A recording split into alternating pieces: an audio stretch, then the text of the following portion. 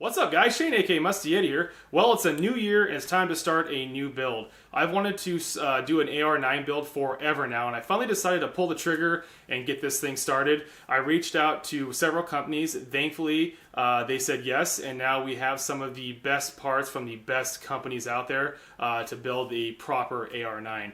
Today, we are going to start out with the receiver set from the best out there, Angstadt Arms. So I don't want to waste any more time. Let's get this camera flipped around behind me and take a closer look at these things.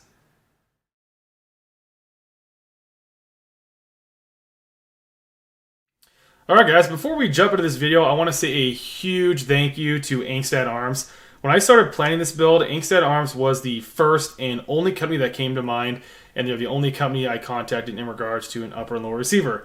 I've been a huge fan of their products forever now, and they generously donated everything you see here for this build.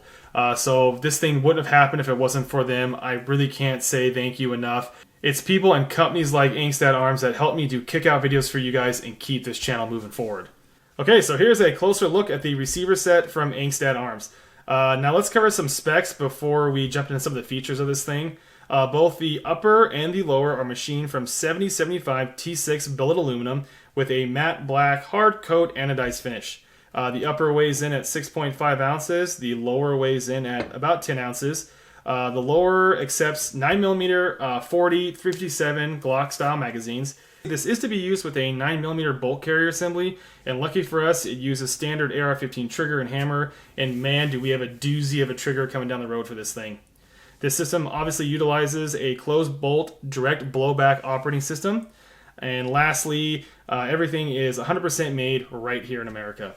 I'll leave a link down below to each part so you guys can check out each of these products for yourself if you're interested. As you guys can see, these things look just insane when put together. Angstadt did a great job of not only designing a receiver set, but also executing the machine work just to make a great final looking product. I absolutely love the lines of this thing. It's simple and it just looks great. Starting at the top, you guys can see we have your standard Picatinny rail section up here, and if you look at the back here, you can see that this upper does use traditional AR-15 charging handles, so no side charging here if you guys are looking for that. And that's all personal preference, obviously. I actually prefer the traditional style as it keeps my movements similar between this and other AR-15s I own. Moving on down the upper receiver, one small feature that I really do like is how they continue these line design elements through the upper receiver into the back of the lower receiver. It just makes these two parts flow and look really sharp together. Next, you might notice the ejection port on this upper looks a bit different than others out there on the market. Angstadt machines these uppers with 9mm in mind and makes one of the one with a properly sized ejection port here. Other companies have a much larger port where they taken a standard 5.56 AR-15 upper and made it work for 9mm.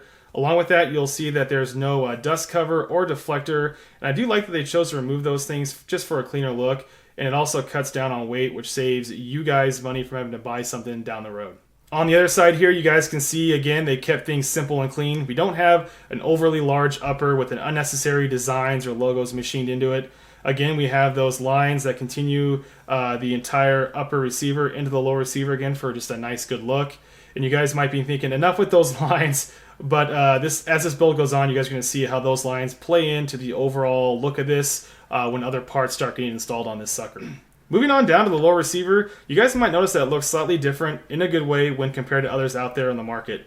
Let's start with the magazine release. I truly believe that Angstadt Arms has some of the best looking mag releases out there in the 9mm scene. We have a nice large pad here which is super easy to get your finger on, and it's located in the same place as your typical AR-15. And along with that, we have some really nice texturing here to get good grip on this sucker.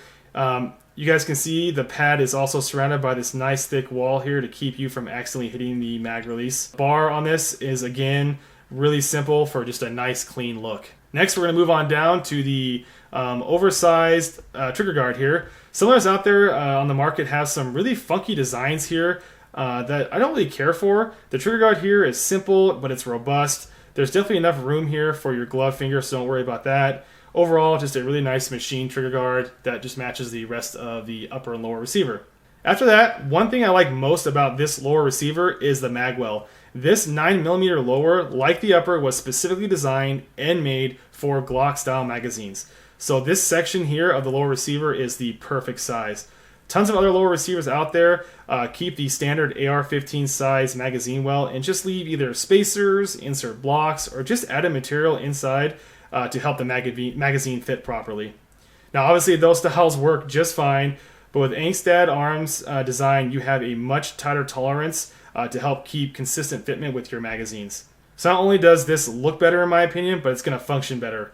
Also with the mag well, we have some flared edges on the inside here to help make inserting magazines easier and make your reloads faster. One feature of this receiver set that you guys are really going to like is that this offers last round bolt hold open on empty magazines. Several receivers out there don't offer the last round hold open feature, and if they do, they have some weird mechanism that sticks on the outside of the upper receiver. Again, those work just fine, but personally I don't really like the look of them, and I do see a potential snag issue there with that small metal bar that they have. Angstadt Arms snuck their last round hold open in between the two receivers, so it stays out of the way and just gets the job done. They do say that their receivers accept all aftermarket Glock 9mm double stack magazines, but they do recommend that you stick with using factory mags. Obviously I don't know about that, but once this thing is finished, I have a crap ton of magazines we're going to be throwing at this thing to see how it handles them. The factory mags, some knockoff Glock mags, some ETS 30 rounders, the factory 30 rounders. It's just going to be a fun time testing this thing out to see how reliable it is with aftermarket magazines.